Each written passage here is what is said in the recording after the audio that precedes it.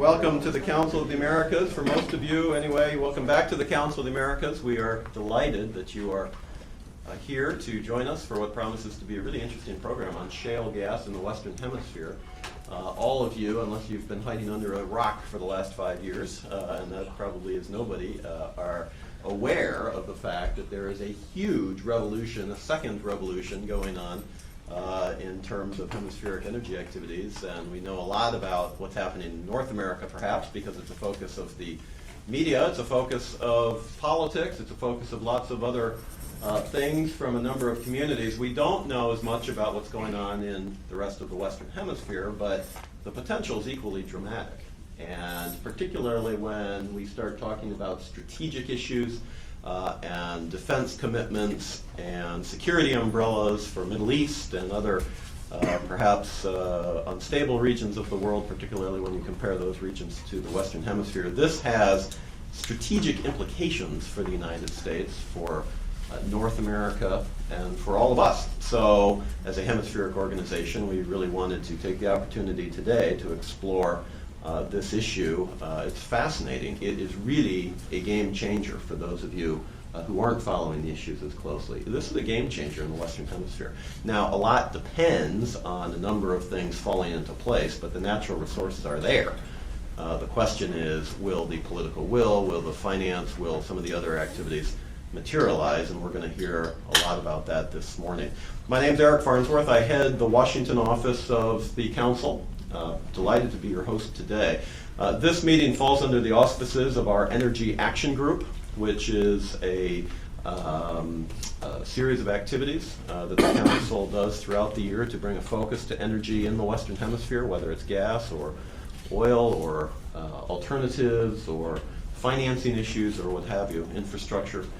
These are big issues for the Western Hemisphere broadly, not just for the energy sector. And as all of us are energy consumers, it's a big issue for all of us. The director of the Energy Action Group here at the Council is Christian Gomez, and he's somebody who has been with us for a relatively brief period of time, but has already been making quite an impressive impact, in my view, and has already been contributing to the discussion. So I'm going to turn the microphone to Christian to run our program and simply to say to all of you, welcome, thank you for coming, and we hope you not just enjoy the activities today, and we anticipate that you will, but also take something away from it, learn from it. I know that I will, so thanks again. Christian.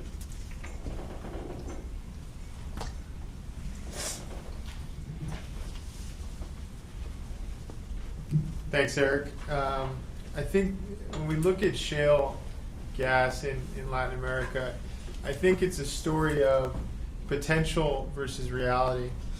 And in many countries, you're seeing reserves that are very impressive. But as Eric mentioned, they've not yet been exploited. So I think just to draw out a couple of statistics to kind of frame the discussion here. Mexico and the countries that we've picked here to kind of illustrate kind of what's going on in shale gas development in the region are Mexico, Colombia, Brazil, and Argentina. And Mexico, for example, has the world's fourth largest shale gas resources in the world, and is producing a fair amount of shale gas. And obviously, when we look at Mexico, the issue of energy reforms always comes into a conversation at this point in time. So we might look at that during this discussion. In terms of Colombia, Colombia doesn't have the magnitude of some of the other countries, but as we all know, Colombia is an emerging energy powerhouse in South America, and it'll be interesting to look at Colombia and say, what's going to happen in terms of shale. Brazil is a country that is in the limelight as well for energy reasons. As we all know, there was an auction yesterday in the pre-salt, and we're going to be looking as well as at the unconventional gas auction that's going to be occurring next month. And it'll be interesting to see what companies come to bid in that area.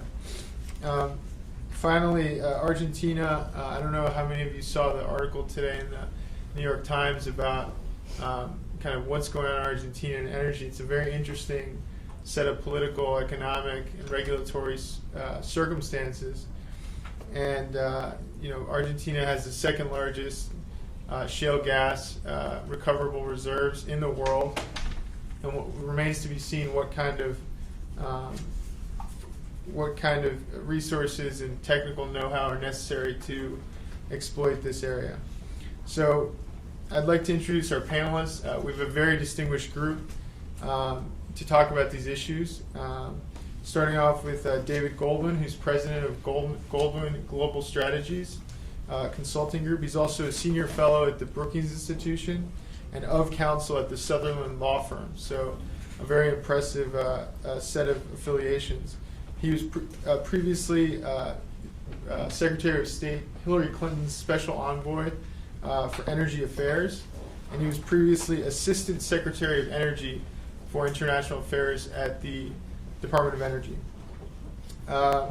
Alexander Robart is a principal at PacWest Consulting Partners, which is a boutique strategy consulting firm based in Houston. He comes from a little bit of a different perspective because he's able to talk about what's going on the ground as opposed to sort of a high-level policy discussion. He has 10 years of strategy consulting experience. He travels the world to speak on this subject of international energy in the unconventional space, and he's going to bring a very interesting perspective to this discussion. Finally, Kirk Scher is president of Clearview Strategy Group. He has a distinguished career in energy resources. In particular, he's worked in the private sector at Scowcroft Group and Enron, and he has a distinguished background of actually helping put together the Brazilian Independent Power Association. Previous to that, he was in the State Department, serving in countries such as Philippines, El Salvador, Colombia, and in D.C. So we're really excited with this panel, and I'll turn it over to David to get started.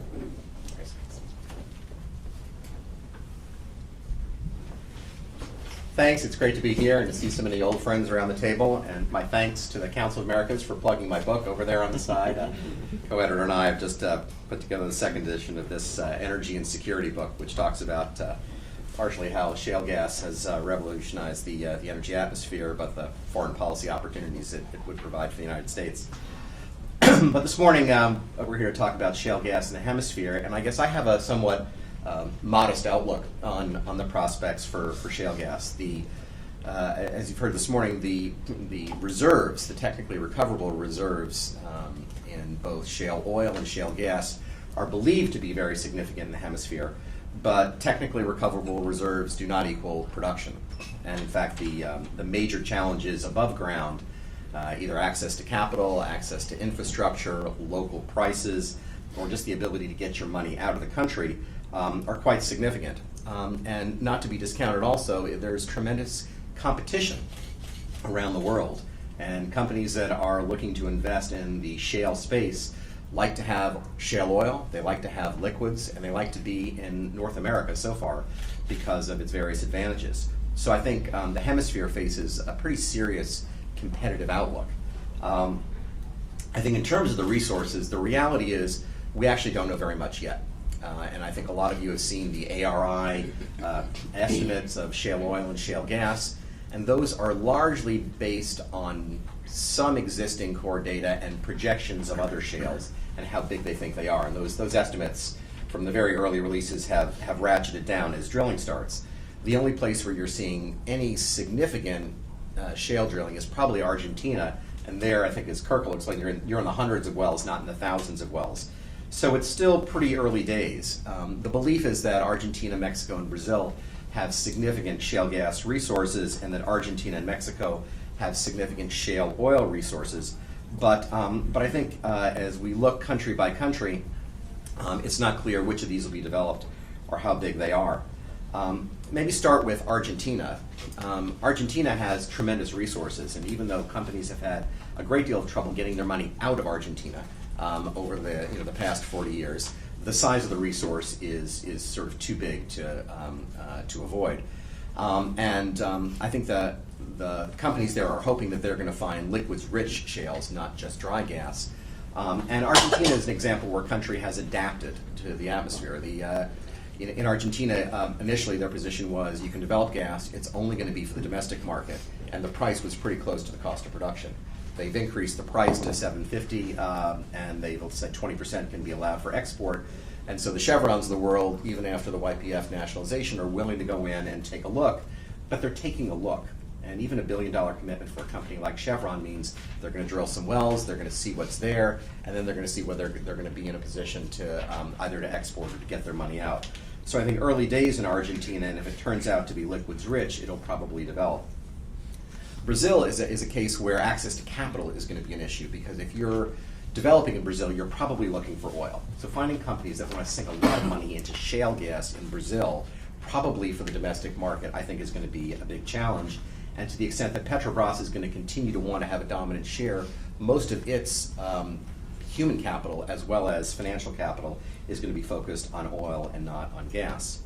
Mexico, I think, is a case where you've got both the questions about what the framework will be and competition that make shale gas a pretty dim prospect, I think, for Mexico. Certainly if the reforms, which look quite positive, take place, foreign capital can come in, you're still talking about $4 gas. And so for Mexico, you look at what they're doing, they're really voting with their feet. They're building 2 pipelines to bring shale gas from the United States into Mexico.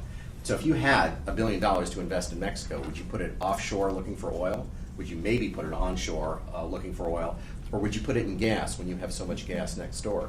So the geology is great. It's the same as the Eagle Ford. But my guess is that if you're going to have companies come into Mexico early on, they'll be looking for liquids if they're onshore at all. And I don't think that Pemex is other than marginally interested in looking for shale gas itself. Colombia is, I think, a good case where you can see that they're not in the top 5 in terms of resources, but I would rate them number 1 in terms of probability of success on the merits. Because Colombia has taken, I think, worldwide, a best-in-class approach to how to develop shale gas. They've done a year's worth of workshops, looking at, they talked to everybody who had a moratorium, they talked to everybody who was developing shale gas. They looked at all the environmental frameworks. They are applying the IEA's golden rules of shale gas in Colombia, and they're going to put out a framework which is going to be better than anyone else in terms of managing the social risks and the environmental risks. They've also decided to go with 5 companies that they think know how to do this business. So rather than opening up a bid right away, they're bringing in people who they know will be reliable operators to build confidence. Now the political issues in Colombia are the real challenge. The environmental ministry in Colombia is very worried about how the indigenous communities are going to accept shale gas development. The energy ministry, and I would say the president of the country, are very focused on what this can mean. You talk to A&H, they want gas for Colombia. You talk to the companies, they want gas for export. So I think it's a case, as in oil, where Colombia is punching well above its weight by having a highly competitive framework. And I think in terms of administration, they have set themselves up, at least in theory, to be best in class. There are prospects in the Paraguay basin as well. And this is a case where, when I was at the State Department, we tried to commission or start to commission a geological assessment for that basin, but the countries are new to this, and so getting even that geologic assessment off the ground has taken quite a bit of time. And there, I think the markets are small and the prospects are small, so I think that may be a case where those countries will have to work hard to find companies that are interested to come to develop resources at that scale. So long story short, it's a very competitive market for capital, I think, in the hemisphere. The frameworks have not yet caught up with that competition, and I think the liquids matter a great deal. If we were talking about energy investment in the hemisphere, we'd be talking about a lot of companies interested in investing in oil in Mexico and in liquids in Argentina. But for pure shale gas, I think we're looking at Colombia and Argentina in the next 5 to 7 years, and the interest will really be offshore Brazil, offshore Mexico, and in other places. So a competitive outlook, and it'll depend on how those countries compete to determine whether or not these technical resources turn into production. Alex? How's everyone doing this morning? Thanks for having me, Christian. I appreciate it.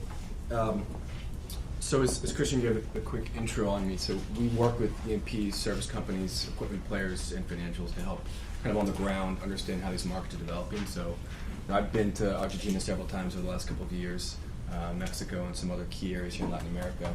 Now, I think I would echo David's assessment. Our outlook right now for Latin America, unconventional, is modest. There's some exceptions where things could change if some rules change meaningfully. Mexico is one, Argentina is another. But we don't see the same dramatic pace of developments happening in any of these countries in Latin America as we've seen in the U.S., which benefits from a lot of huge positives in terms of the structure of the market.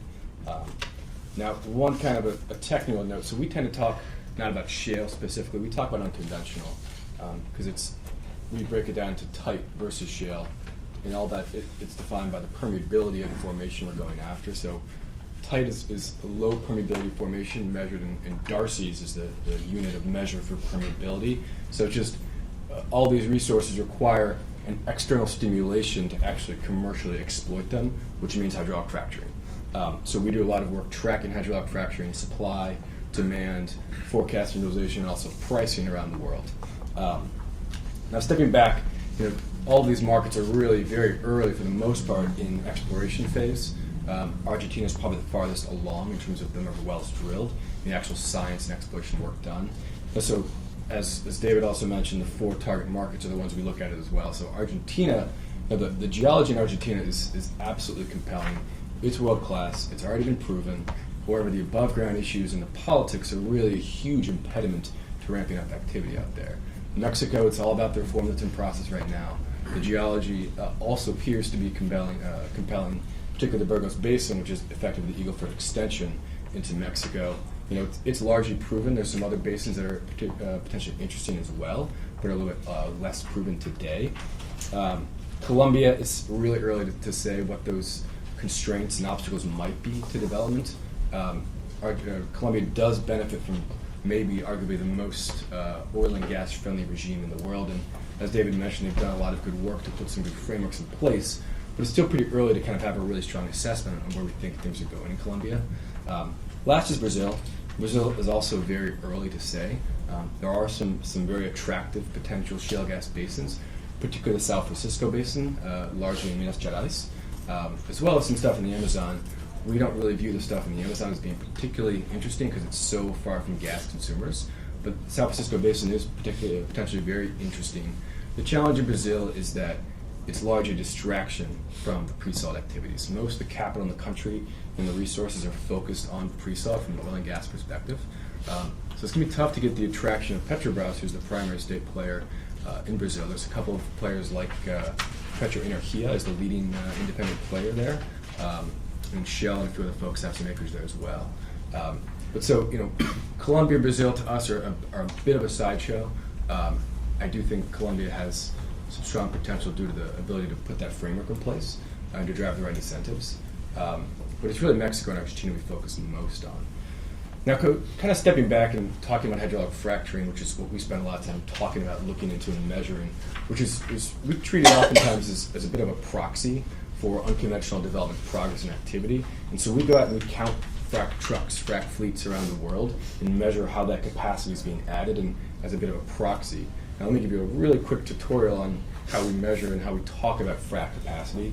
So a frac truck, a frac fleet, stepping back, is a very fungible concept. It can be 5 trucks, it can be 20 to 30 trucks, and each frac truck has a frac pump on it, and that frac pump, just like a power plant, has a nameplate capacity. So that pump is usually a 2250 hydraulic horsepower or 2500 hydraulic horsepower. So when we talk about measuring frac capacity around the world, we basically sum up all those nameplate capacities on those pumps and use that to sum up. So the U.S. today has 16.3 million hydraulic horsepower running around all the various oil and gas basins and plays around the country. Now, the Eagle Ford play in South Texas, which is the largest unconventional play in the U.S. today by both activity and hydraulic horsepower in place, is 3.3 million hydraulic horsepower. So across the U.S., that means about 5,000 roughly frac trucks running around. Now, Latin America, today the total frac capacity is just shy of 600,000 hydraulic horsepower. So what's that, 30x roughly the times amount of capacity in the U.S. versus all of Latin America. Now, in Argentina, we have about 300,000 hydraulic horsepower. Mexico's a little bit over 200,000 hydraulic horsepower. And then today, Brazil and Colombia are 30 to 40, maybe 50,000. It's really one or two fleets in each country today.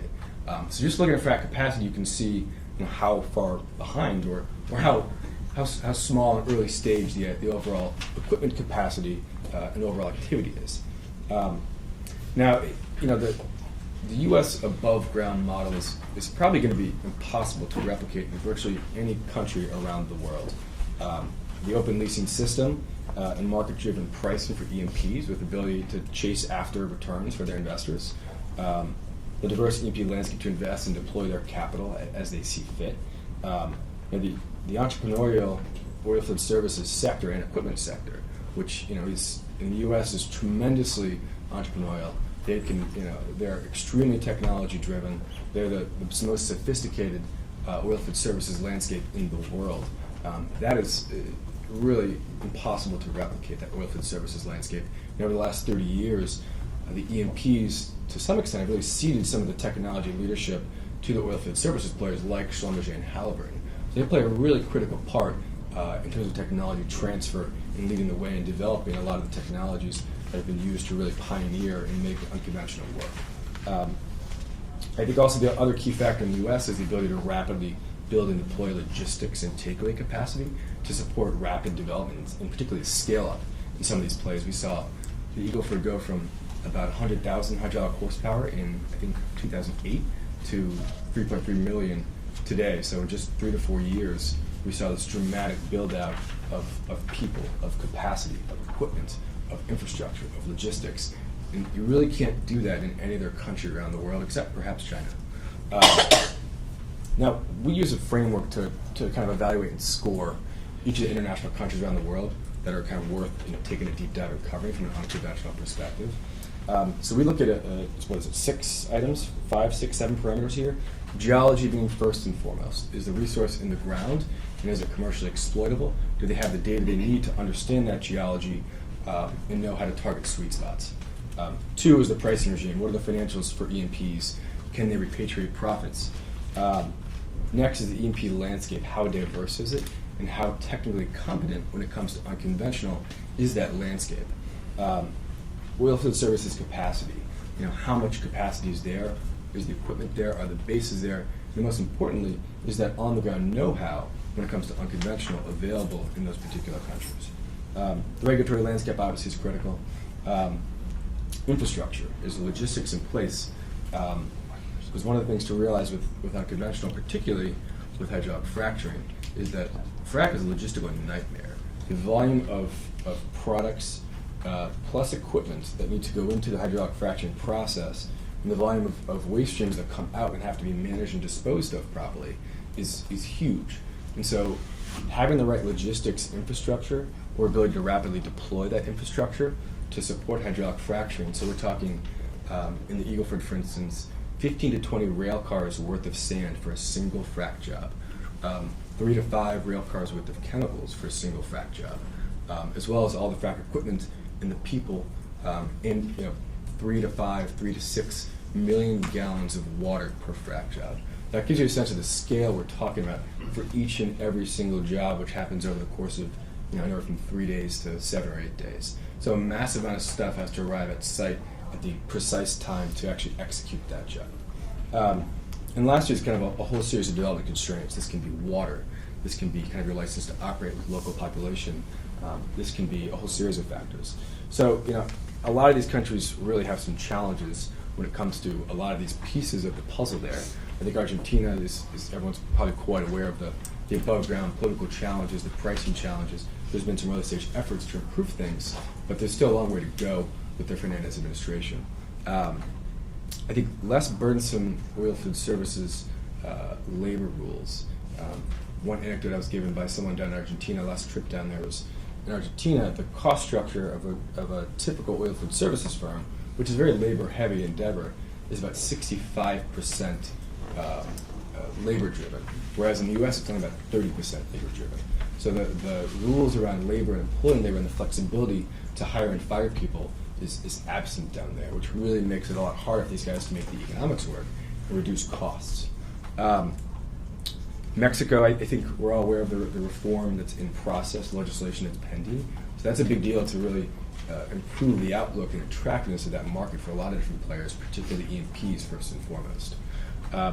Colombia has a great oil and gas regime. It's probably a bit too early to tell what bottlenecks might be out there that need to be addressed from a policy perspective. Brazil, I think there's also some labor issues in Brazil as well. There's some localization constraints when it comes to equipment and products that go into the country. As I mentioned, technology transfer is obviously a big issue because all the know-how for unconventional exists here in North America, in the U.S. and Canada, with the E&Ps and the service companies. And it's not just a matter of exporting equipment. It's also a matter of exporting the on-the-ground people who understand the ground-level, day-to-day workings of some of this equipment and how to make some decisions on the fly, like directional drilling, for instance, is much more of an art than it is a science. It requires a lot of people who've had a lot of experience running this equipment on the ground to actually be able to make the directional drilling work and to take drilling days down from several months to 10 to 15 days like we see in the U.S. today. I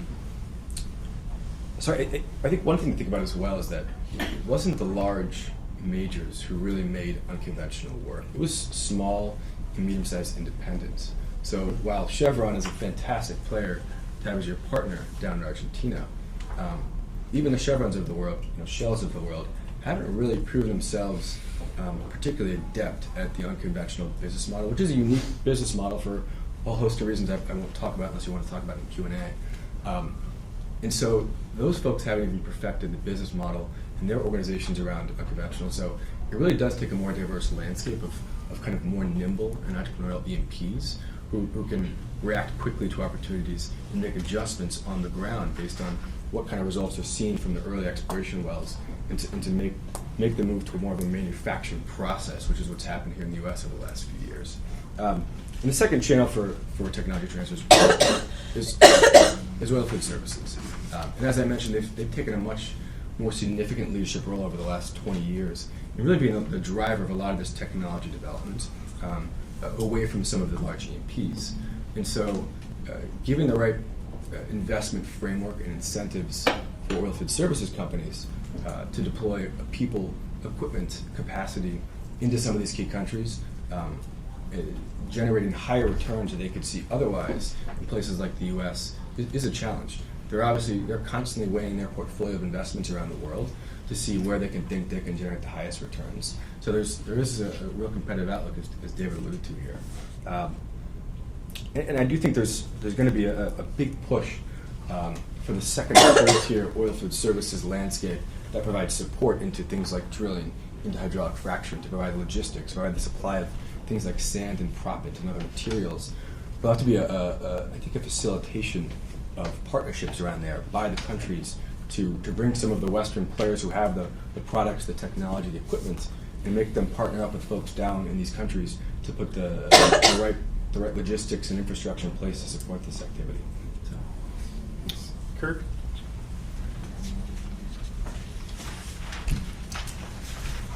Thanks, Christian, and thanks to the council for the opportunity to talk about shale gas in the region today. I guess it falls to me to fill in a few of the cracks because that's a fantastic presentation by both David and Alex. I want to start out real quickly with a little bit of additional context. And in that regard, I think it's important to highlight that whether it's the Potential Gas Committee or SARA or other independent consulting companies, the U.S. has on the order of 2,500 TCF of gas.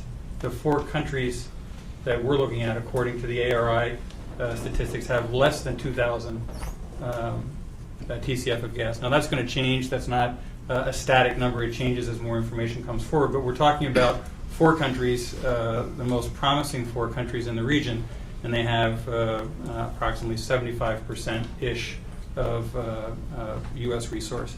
That's the first issue in terms of context. The second is, there occasionally are articles with perhaps more frequency now that the U.S. boom is somehow over or that environmentalists will finally be shown to be right, and somehow the activity here will stop or will be brought to a significant slowdown. I think the boom here is far from over. In fact, many states' production is increasing, drilling is increasing, and if there's any slowdown, it's because of prices, not problems with resource or technology. I think it's, in that respect, important to look at what I think is a very important issue for the region, and I'll get to that a little bit later, but it's the financing issue. So we're now moving from is the resource there? Can it be adequately produced at a cost that's worthwhile for companies? How are we going to finance all the drilling that's going to take place? And by some estimates, that's something like $90 billion a year in the U.S. market. That was what was spent in 2012 on unconventionals, $90 billion in the U.S. and something like $461 billion buying into U.S. oil and gas assets between 2009 and 2012. By contrast, all foreign direct investment into Latin America in 2012 was about $180 billion. So $90 billion went into upstream in the U.S. in 2012, $180 billion-ish into all FDI in Latin America. Now we're moving into an even more capital-intensive phase in the U.S., where we're going to be not only continuing to develop the resource, but much more expensive infrastructure and processing facilities, whether it's gas to liquids, fertilizer, ethane plants, gas processing plants, LNG plants. So if anything, our capital needs are going to be greater, not lesser, going forward. So that in terms of context. The boom's not over, and we're going to need a lot of money. Where we're going to get it? Well, we're going to compete in international markets, and one of the things that wasn't mentioned but should be in regard to Latin America is capital market efficiency is still not there yet. And the best countries, maybe Chile, Colombia's up there, Mexico, Brazil, do have relatively efficient capital markets. But if you're looking at investing in a shale gas play or a shale gas processing plant in pick a state, Oklahoma, Pennsylvania, Texas, and you have 30% returns, pretty good contracts, or Argentina, or if you're going to invest in a pipeline and your option is, again, Pennsylvania, West Virginia, Ohio, pick a state where there's significant development going on, or Colombia. Different sort of comparison would have to take place. So that's the context. And with that, I want to talk a little bit about some of the government policies that I think perhaps it's too much for me to opine about what governments should be doing, but these are holes in the development process that I see, or things that could be done better. First, I already mentioned financing. And so I think the governments, whether it's through the IDB, through the CAF, through the World Bank, they're going to have to address how to more easily access funding, or they're going to be left with the big companies that don't need it and the small companies that are financed on a shoestring. And you're going to make it a challenge for indigenous companies to get started and for medium-sized companies to take an interest if they can't find funding. So I think broadly around the region, there's a funding issue, and that will become more acute as time passes. Second, I think in many of the markets, there's not a tremendous history with gas, Argentina being an exception, Uruguay being an exception, to a certain extent, Colombia had some greater forays into gas demand. So I think as a second issue, around the region, countries are a little bit reluctant to go full force into thermal generation with gas. And so they might want to consider how they look at generation issues in order to provide the demand that companies are going to want to see, or else if they find mostly dry gas and not liquids, they're going to say there's no money in it for us.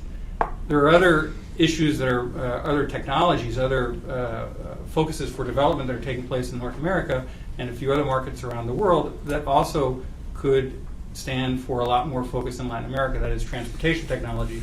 At the compressed natural gas level, Argentina has a lot of experience, recent technologies have dramatically improved the quality of the compressed natural gas, and now you're seeing this shift into liquid natural gas for long-haul trucks, trains, ships, and those are all important areas of Brazil, Argentina, where trucking, hugely expensive in Brazil, hugely expensive in Argentina, and yet I'm not aware of any significant governmental focus on developing gas for long-haul transportation as both a logistics cost driver and a gas demand or a source of gas demand. So we've got financing, we've got a lot more work, I think, in the region to be done on the demand side. And then lastly, I think there's a broad problem in terms of public awareness. I ran into David earlier, and we talked a little bit about the, in my view, infamous movie Gasland. And I say infamous because I think few single media productions have done more damage to an industry than Gasland. And if you don't think it can happen in a Brazil or a Mexico, take that same production, do it with a similar approach in Spanish or Portuguese, and I think you have a potential problem. And I think the governments, while Colombia is a fantastic example, the governments may, to a certain extent, be resting on U.S. laurels, which they can't do. They're going to have a solid, coherent, multi-sectoral, multidisciplinary, stakeholder-produced approach that says this is safe, it can be done safely, it's not rocket science, the technology exists, and we're applying all of those factors to the development in our country. So that last point again, so you have financing, you have demand, and then lastly, I think a lot more work needs to be done in terms of public perceptions. While drilling has taken place in all of these countries for many years, the perception certainly has been created, hasn't necessarily been helped by Europe, hasn't necessarily been helped by some of the U.S. E&Ps themselves. But the perception out there broadly is that there's something unsafe about unconventional development using hydraulic fracturing. And Latin America, I think, needs to do much more work in that regard. So those are some of the policy issues that I see that need to be developed. In terms of technical know-how, there are two channels, or at least two channels down there. Again, I see a combination of more that the government can do and more that the private sector can do. A lot of the evolution of the technology occurs through a very broad and deep channel in the United States between universities, university graduates, directed research and applied research, whether it's water management, whether it's fracking technology, and that whole effort is enhanced by the U.S. national laboratories and other government institutions. So to say that the U.S. government does not help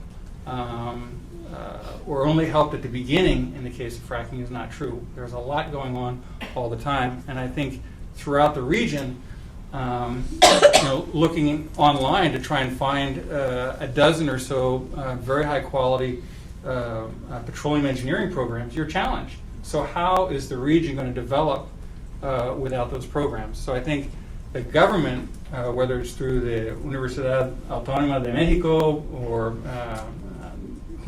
whichever university, can look at leaders in the United States, and there are literally dozens, if not hundreds, of universities that have good programs, and focus at the next level. How are we going to begin putting out 100 graduates a year, 50 graduates a year, sufficient for our market, that understand the market and the geology and geography very well.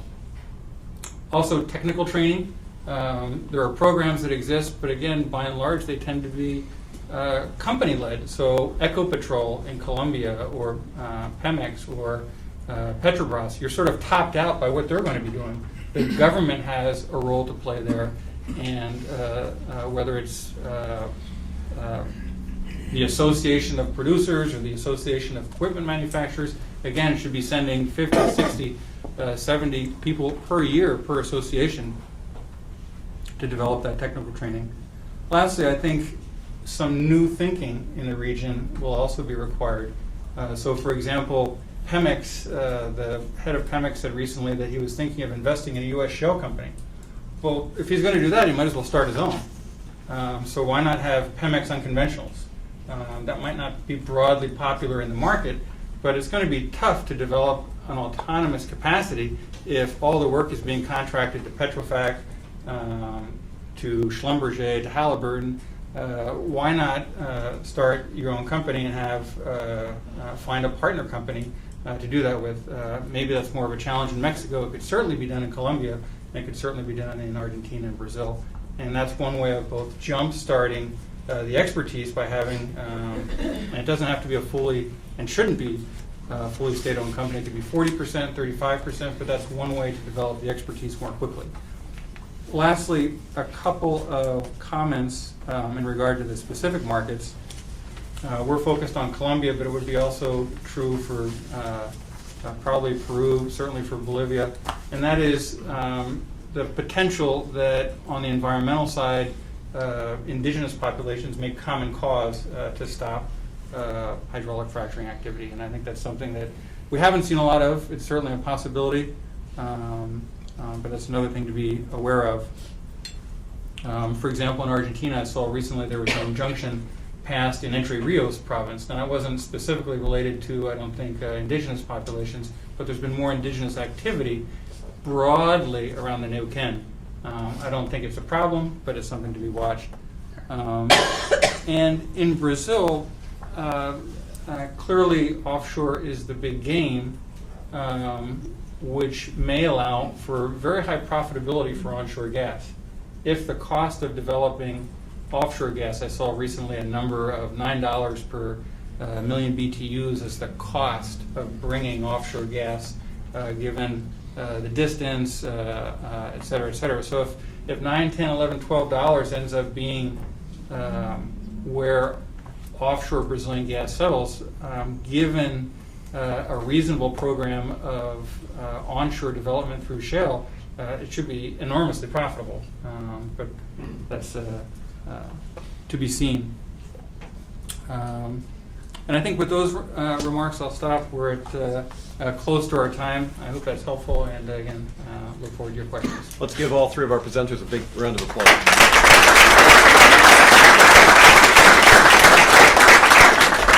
Kristen, I'm going to hand this back to you in a minute, but first of all, as promised, that was, I was taking furious notes and learning, so I hope many of you were as well. So thank you and congratulations to those presentations. You all covered the ground, I think, very, very well. I want to kick off the questioning by asking David, first of all, give him another chance to plug his book, which is always an important thing in Washington. But given the context we've talked about in terms of putting some of these markets, and others have come up, of course, appropriately as well, in the hemispheric context and with all the opportunities that we're seeing in North America. Nobody really talked about Canada, but I would put Canada in the same place as the United States broadly. The idea that we're in a competitive environment, how does this look at when we increase the lens actually worldwide? And are there, without perhaps revisiting what we just talked about in terms of Latin America, what are some of the countries globally doing that are making them more competitive, perhaps in Eastern Europe or wherever you see that? Give us a sense of more broadly the competitive space, and then if the other two panelists have those additional thoughts on that topic as well. Give us a sense of kind of best practices and where the region stands. Sure. Well, I think in terms of the global demand for oil and gas, you've got potential for huge growth. But the news on the unconventional space is good in Australia, which is set to become I think the world's largest LNG exporter. And that's, as Alex pointed out, that's unconventional. It's tight gas, but it's coal bed methane. It's tight gas. It's not all shale. So they're doing well because they've got a great industrial base and a long history. But the situation in Eastern Europe is really very spotty. While there's been an awful lot of development there, the social acceptance is really quite low. And the past 18 months, I brought petroleum engineers and geologists and hydrologists to Bulgaria, Romania, Poland, Ukraine, and Brussels to try and teach the regulators how to do unconventional development right so they can defend the licenses that they have granted. But the reality is, Gasland, I think, as Kirk has pointed out, has created a lot of fear. And even though the price of gas is extremely high, and a lot of these countries are highly dependent on Gazprom, the reality is that the regulators are not yet prepared. They're not quite sure how to develop a framework that will give people public confidence, and there's an awful lot of worry in other places. The other big difference between the United States and almost every place else in the world is, in the United States, the private landowner owns the resource. So there's a direct interest in producing that gas. Now you take that any place else in the world, Eastern Europe is one place, but in other places where you're then competing for water, and you're competing for land with farmers and with local communities. So unless the governments come up with a fiscal framework that channels some of those revenues to the locality, then all you get is resistance. But there's very little upside. There's very little upside in terms of job development. So Eastern Europe is going slow, and the big movers in the global energy world are offshore. Mozambique is going to be a huge LNG producer. Tanzania has significant shares of gas. So you've got a boom in the offshore, and you've got plenty of oil and gas in North America and Canada and the U.S., which makes it very hard to compete. So I think if you look in other places around the world, big companies can get big production in oil and gas at scale in the deep water and in large unconventional. So it's making it hard for Latin America, hard for Eastern Europe, hard for North Africa, which also has some unconventionals, to compete with those kind of localities. I'll add a few thoughts here. So when we look at internationally how to explore and understand and then ramp up activity in unconventional production, I think people really tremendously underestimate the importance and the criticality in the U.S. of 100 years of drilling records, core samples, experienced geologists who are intimately familiar working in their particular local geology for 50 years of their career. And they were all quite familiar with these various source rock and formations that are being targeted for unconventional now, but up until 10 years ago, we didn't have the techniques to commercially exploit them. So when we look at places like Europe in particular, Poland had effectively zero legacy oil and gas producing industry, infrastructure, geology. And so they had to start from scratch from a data perspective. They had to shoot 3D seismic across all the prospective areas, and that's just the starting point. So, we frankly don't even worry about Europe or focus too much time on Europe now, because the horizon there is, I still think the geopolitics are quite compelling in places like Poland to get off of Russian gas. But, the development horizon is definitely significantly farther out. China is moving very hard. I was just in China last week. We're launching a really deep dive coverage of the Chinese market, similar to what we do in the U.S., because they're now the second largest market in the world by hydraulic fracturing capacity in country, ahead of Canada. So China is very, very exciting. Australia, as David mentioned here, is quite interesting, although Australia has some labor cost issues, which might hold back activity. But again, Australia is quite early as well. Middle East, North Africa is an area, I think really Middle East, less North Africa, is an area where they have existing oil and gas infrastructure, industry, as well as the geologists who are very intimately familiar and experienced with that geology. And so we actually, when we go through and rank all of our countries, we actually end up ranking Middle East, North Africa because of all those factors I listed out, scoring each and every one of them. It actually ranks the highest, and this is particularly in Saudi and Oman. They're ramping up activity pretty significantly over the last 6 months to a year, and we expect they'll move forward rather quickly. Saudi, maybe some challenges with the industry structure, with Saudi Aramco really being the key driver of activity there. Oman, a little bit more flexibility in how they actually ramp up and provide licenses to large and independent E&Ps. So that's how we kind of evaluate the global landscape. And Middle East, North Africa is very exciting. I think North Africa, the geopolitics right now and the security issues are a hindrance for the next few years probably. But yeah, it's Middle East, and then China, Australia, Argentina, Mexico are really where we spend most of our time looking at today. So I think as a good way to wrap up, I, in my remarks, talked about the need for more demand locally. If you look globally at the amount of gas that's going to be chasing Asian clients are going to be chasing clients, there's a lot. So it's not clear that Colombia, Peru, Brazil even will have any opportunity to assess that market as an exporter. Perhaps Argentina, but remember, Argentina has a long way to go before it develops the capacity to actually export competitively. And say 5, 6, 7, 8 years from now, when that's the case, lots of other projects will already be on stream, already be well down the path amortizing their costs and able to continue to lower costs in order to maintain market. So in that context, when we refocus back on Latin America, again, it's about developing the local market rather than thinking, oh, we have this great export potential with a new commodity product, natural gas. Actually, and it highlights, I think, a point you made earlier, which is if it's going to be intra-regional trade, which is largely going to be what Latin America is going to do, creating a financing space for someone other than the big IOCs to enter that market is going to be important because they're going to be chasing bigger things elsewhere and exports. But it doesn't mean that you can't develop the industry in the hemisphere. But it is a very different set of players, and it's not the ones that we've seen, probably not the ones that we're seeing in the U.S. right now. Correct. Okay, I think we're going to open it up now to questions. Please identify yourself with your name and affiliation. We'll start over here. Thank you very much for a really enlightening commentary.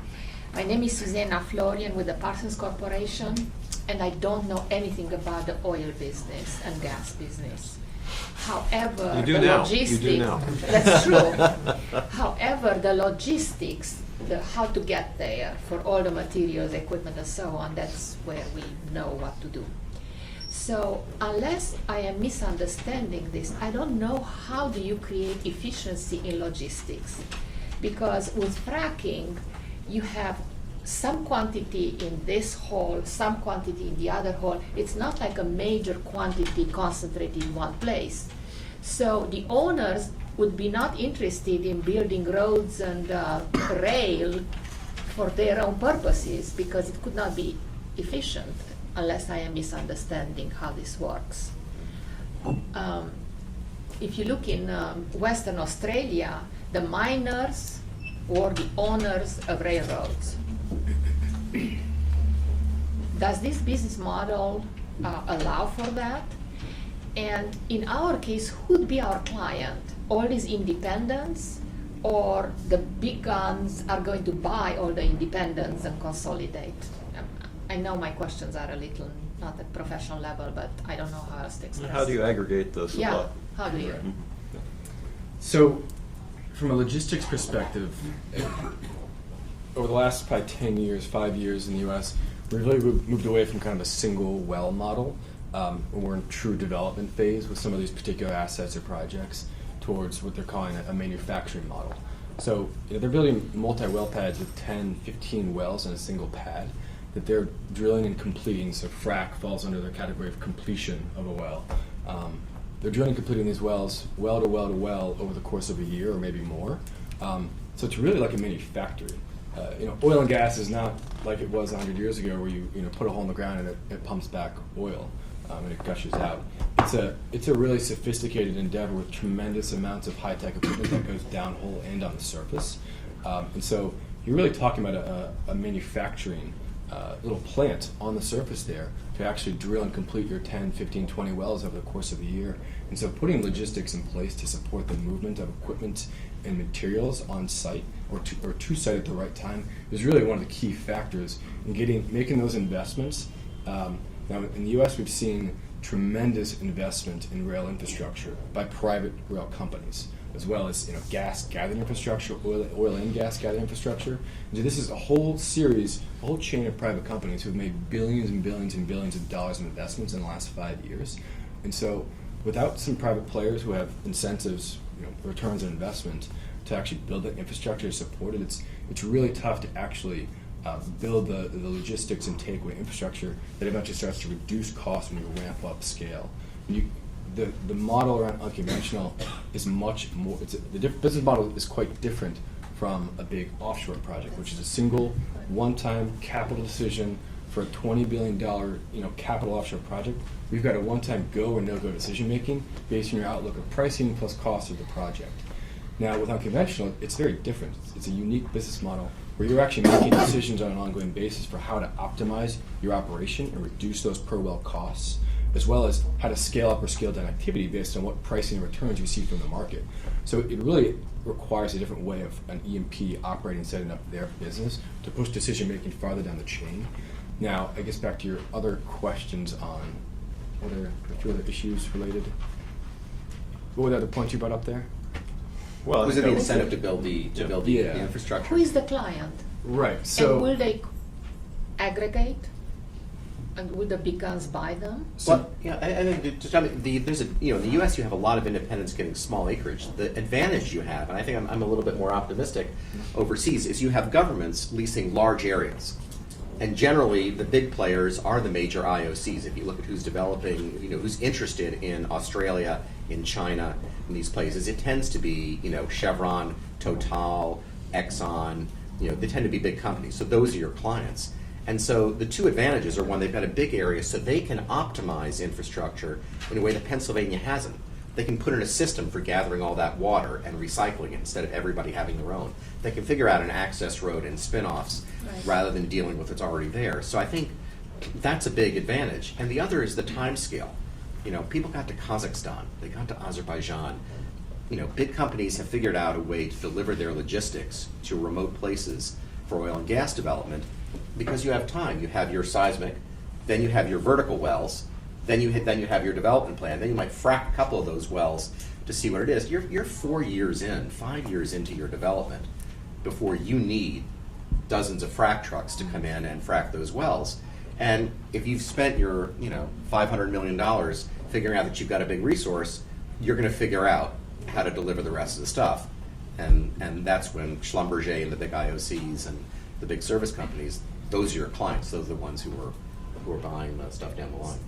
Real quickly, I think, ports, railroads, and to your point about some of the work that's being done in Argentina, there's already a discussion about a $250 million water project to coordinate the water that's needed for fracking, and that's Argentina. I think in each country, river ports, some specific modification or institution of sea-based ports would be the markets for logistics. yeah. I do think, David, your point about sharing infrastructure is a good one. In Canada, for instance, the E&Ps actually do a much better job of collaborating on infrastructure. U.S., we see a little bit, but not that much. The E&Ps sometimes don't quite realize that once they actually secure their acreage, they're not really competing. They should really be collaborating more. So areas where big state companies have owned large tracts of land and that can do JV partners with incoming foreign players. There really are some more incentives to build shared infrastructure, reduce costs across the board. My name is Julius Svoboda. I'm the Senior Oil and Gas Trade Specialist at the International Trade Administration. We've been focusing a lot on Brazil, unconventionals lately because of the upcoming bid rounds for shale blocks in Brazil. We've been working a lot with Ministry of Mines and Energy on regulatory and as well as other forms of development for their unconventional space because of their interest in developing the resource. And one of the things that got me a little worried as we kind of focus on working with the Brazilians is the assessment that really a lot of the focus is going to be on pre-salt offshore liquids development, and the gas is very much a stepchild, if you will. It's something that really isn't all that important. But that said, there's still a lot of interest in developing unconventionals in Brazil, and there's clearly opportunity there. We're putting together a business roundtable in Brazil in early December. With the lack of interest from U.S. companies on pre-salt, and we saw in the latest announcement that it was Shell, Total, Petrobras, and Sinopec and CNOOC, who were the winners of the pre-salt bid rounds. Do you see a lack of interest as a result of current regulations in shale gas development from U.S. companies? And what can we do to maybe drum up more support. It's framework and return. I mean, the government-to-government discussion for Brazil in particular is one is what is the Brazilian government going to require of companies? Is it going to have local content requirements when they don't actually have the equipment to deliver? Are they going to insist on Petrobras having a role? Probably maybe not in shale the way they do in offshore. That's a huge burden, both in terms of cost control and not being able to own your project. And then what are you selling that gas for? So I think they can improve the framework and probably attract more companies. But the big issue, I think, is probably going to be scale, and you can't always go after the big fish. So maybe the answer is it's more of an opportunity for smaller companies than for big companies. Yeah, I think the big question of what role will Petrobras play there is one that needs to be resolved. And also Brazil, from a service company and equipment manufacturer perspective, while Brazil is a massive offshore opportunity that every player who's a player has to be in, it's actually not a particularly profitable market for any of them, because Petrobras is actually quite smart at trading off contracts. They just kind of rotate through the order of people who are qualified to provide the right products and services. And so it's actually been a really not a great market for, I think several of them have made significant losses there so far. So I don't think they're particularly excited about the Brazilian market in general, plus there's some unresolved questions about Petrobras and their role. When you take into account not just the big companies, Brazil is a very expensive place to do business, and certainly all around Houston, there's no lack of knowledge about what has happened in Brazil, how challenging it's been, and whether you go back to my time at Enron and the work we did on the Bolivia-Brazil pipeline and the work to develop the gas market, again, it's well dispersed around Houston how challenging it is to make money in that market. So when you say now it's a challenging market, it's one where we're not sure how Petrobras will react, and it's one where we're not sure where the gas demand will be, what the pricing will be long term. That's not the perfect formula to attract mid-sized and smaller companies anxious to go down there and help Brazil develop its gas market, when, again, they can drive up to the Mississippian or they can drive west to the Permian in Texas and do the same thing. And better returns. Right here. Hello, I'm John McGlynn. I'm a renewable energy specialist with the IDB. I was just wondering, it's not a region we've talked about yet or part of the Americas, but have there been any non-conventional discoveries or any activity ongoing in the Caribbean today? I'm glad you raised that question. Yeah. I don't know about unconventional. I mean, you have some work being done in Nicaragua now, which is attracting attention, but that's onshore and offshore, and that's more conventional. And increasing focus on Guatemala. But Caribbean itself, outside of Trinidad and Tobago, really I'm not aware. I don't think the geology is appropriate. But you do raise one comment that's important, and I think there's also a misperception around the region about the complementarity between the development of unconventionals and the development of gas and renewable energy more broadly. And so I think that focus, I think the IDB has embraced renewables and somehow said we don't want to do unconventionals, but there is a tremendous amount of complementarity that we're seeing in the United States, and that is something that could be very good for the region in terms of helping them both on the renewable side and on the unconventional side by looking at projects holistically and combining the two. Yeah, nothing in the Caribbean's popped up on our radar from an unconventional perspective. No, the geology isn't there. But, I mean, the issue that I know Senator Menendez and others are interested in is a way to get gas penetration into the Caribbean, because right now the Caribbean's heavily dependent on fuel oil. It's expensive. It's not great for climate. So I think they're more likely to be a destination for unconventional gas coming from either from the U.S. or from the hemisphere. Yeah, can I take the microphone for a second? The reason why I was very glad you asked the question is because it's a great segue to allow me to simply note that we have been strong supporters of precisely this idea that David just mentioned of using U.S. gas resources as exports into the Caribbean basin for all the right reasons. A high existing cost, so you replace that, it's cleaner fuel, it's more efficient, There are obvious political implications here. In my view, this is my personal opinion, but this should form the basis of the Second Caribbean Basin Initiative of the U.S. administration. I mean, it just makes perfect sense on so many levels. I've testified before Congress in the same way, et cetera. So there are real opportunities here, but the focus then isn't on the Caribbean or on Latin America, it's on the United States in terms of what we allow ourselves to do in the export markets. And I think the resources are here. The question is, will we allow ourselves to see this not just in an energy space or in even a commercial space, but in a foreign policy space. And I think when we get into that type of discussion, I think it totally changes the dynamic in a positive way, in my view. But we have to get there first, and I think what David mentioned is clearly part of that. Christian, we probably have time for one or maybe two quick more questions. So, We'll take a couple of quick questions here.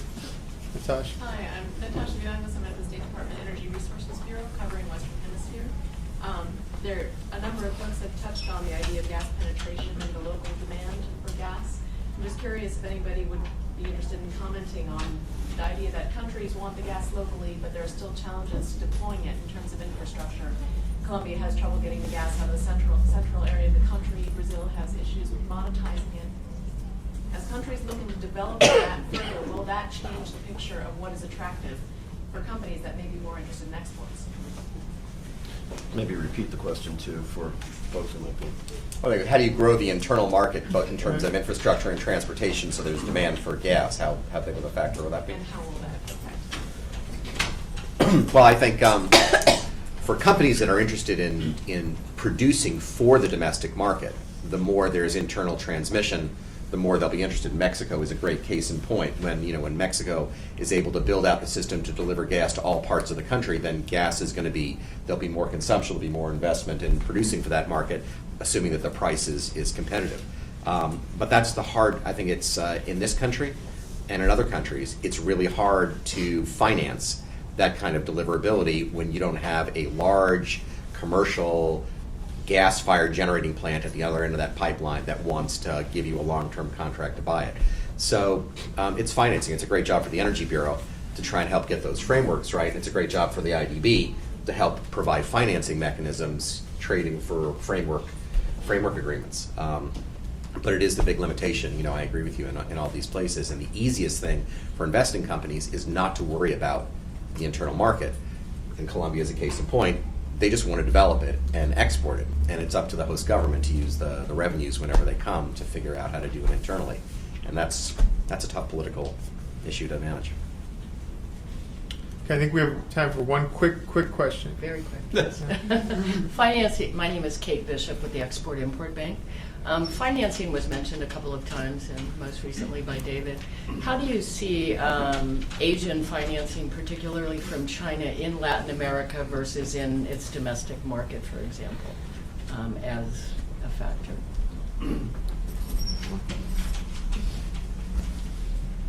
Given the number of opportunities for import of LNG into China from North America and many other markets, Indonesia, Australia, and on and on and on, and given the Chinese focus on their own shale gas development, I don't see them concentrating very much on shale gas as gas for import. The difference being Argentina, where they're already present through their purchase of Bridas, and if Argentina shale ends up being with lots of wet gas or shale oil in their unconventionals, then China will take a much more keen interest in an effort to import oil for China and finance that. But broadly speaking, I don't see that unconventionals, particularly gas in Latin America, is really a sweet spot at all for China, and they're going to be cautious, thoughtful, reluctant to finance mainly gas in Latin America, in my view. Right. Yeah, they're still pretty early stage trying to figure out, sign up X, CNPC, figure out what unconventional is and how you operate it, both abroad and here in the U.S. and in China. So there's certainly some investments going on, but they're pretty tentative at this point. Well, except for Canada. Right. Canada, I think, is an example where they've made, the big investments in Canada. But it's what Kirk says. They're investing in the upstream in the expectation that there's going to be an export route, so they're doing either direct supply or supply for trading. And if you don't have the potential of that value chain, then they're not interested, both for return reasons and for political reasons. Thank you. Okay, I think we've had an excellent discussion here. Just want to remind you guys that energy and security is for sale back in the back room, but I just want to want you all to join me in thanking our panelists.